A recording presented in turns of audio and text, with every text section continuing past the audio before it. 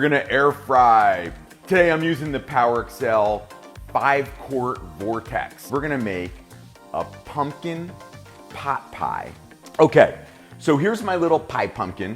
What you do is you just kind of cut around the flesh.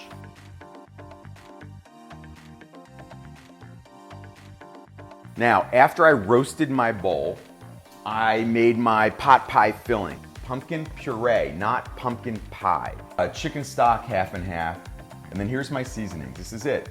Allspice, cinnamon, and thyme. And then you use a mirepoix, which is carrot, celery, and onions, and some peas.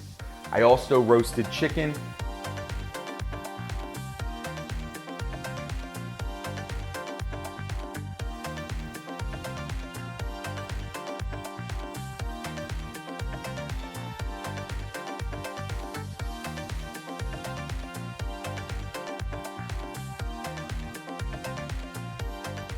Look at this. Now that's a bite. See that? Thanks for joining. Bye-bye.